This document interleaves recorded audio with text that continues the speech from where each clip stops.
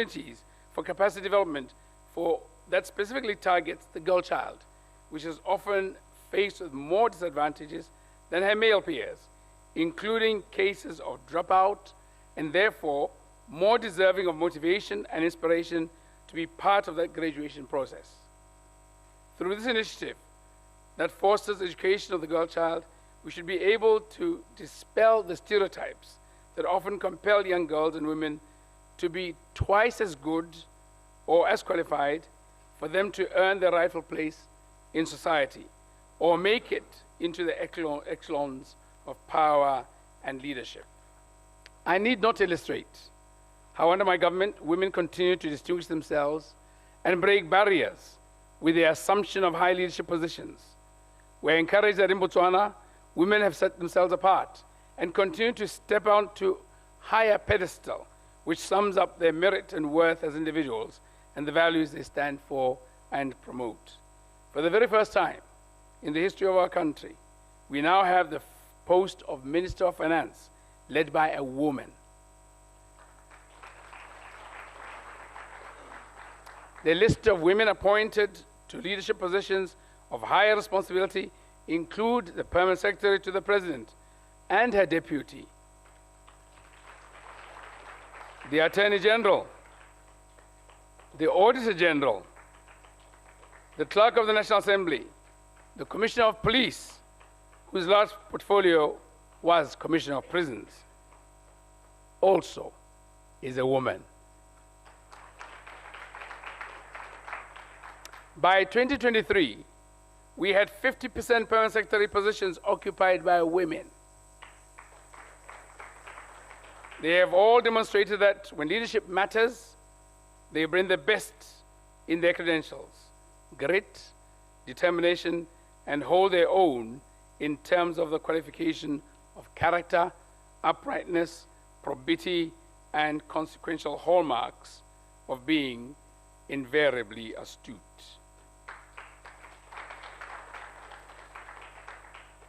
Our greatest wish is that our political landscape could also change so that young girls would have more role models for unquestionable commitment to public service, taking up roles in advocacy campaigns and community engagements, especially for the benefit of the marginalized and underserved communities.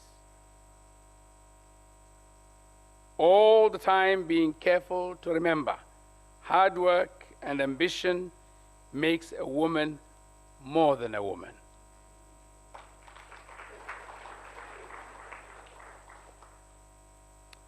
It will be remiss of me not to echo the sentiments I expressed during the State of the Nation address on the 6th of November 2023. We must learn to change the equation when issues that affect women and children are at stake. We cannot afford to be bystanders or prefer idle talk.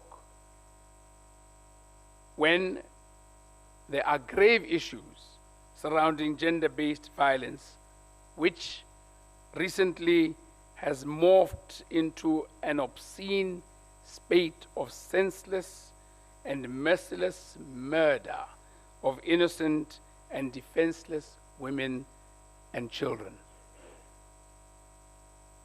The future of our country will not be best served by preoccupation with testosterone and the inglorious self-coronation by some who should be best advised to invest their emotions in love and care. Testosterone alone is not a problem. It's actually good. But when it's combined with the evil intentions of violence, murder, then it should be arrested. I remember we had a lively debate in Cabinet when we were discussing the Constitutional Amendment Bill. And I was keenly observing the reactions of my different members of Cabinet as per the agenda to the question that had been put, which was one of what you do when somebody rapes an infant and a very old lady. You can guess many of those who could associate with the victim by their gender.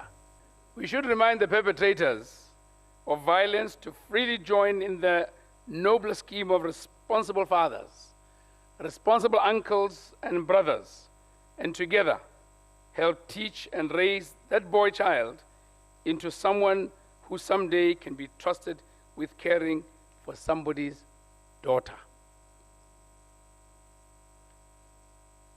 I want to close with the following encouragement from two poems. One is an excerpt from Robert Longley, who redefines a mother and posits thus: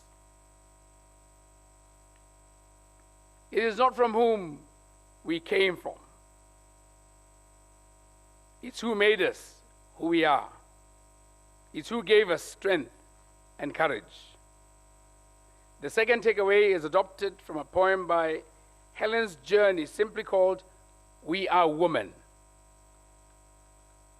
We are encouragement. We are strength. We are kindness. We are inclusive, captivating, patient, and able. We are the wiping away of tears from our own unfulfilled yearnings of motherhood as we look after and parent the offspring of others.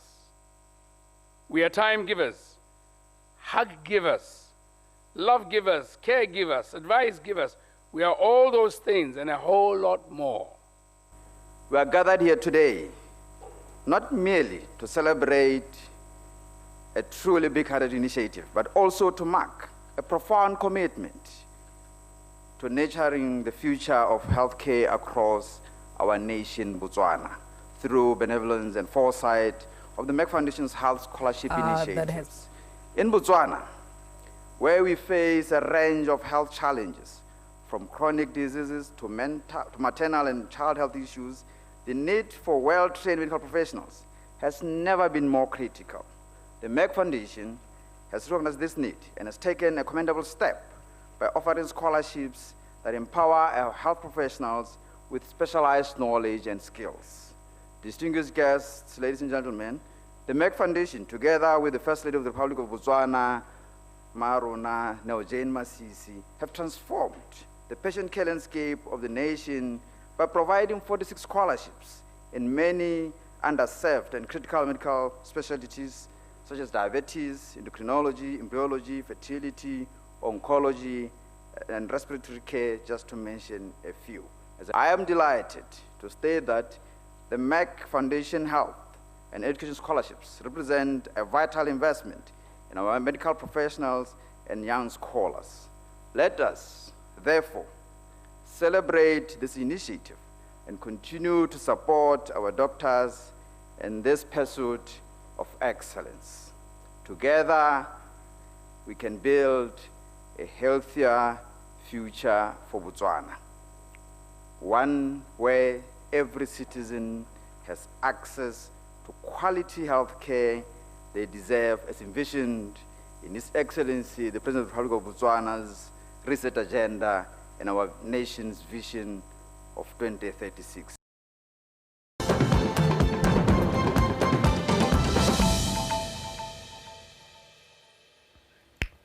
Well, the recent adoption of both the African Continental Free Trade Area Protocol on Digital Trade and the Protocol on Women and Youth in Trade indicates a future of opportunity and empowerment in Africa. It presents a new era of opportunity and empowerment across the continent. This afternoon, Komatsego Otukile on In Context hosted Ms. Mantla Sankoloba from Now Women in Business, AWIB, and Ms. Katle from the Southern Africa Youth Forum Planning Committee to discuss this and more. Let's take a look. Women play a very pivotal role in the African Free Trade Agreement, the AfCFTA, of course.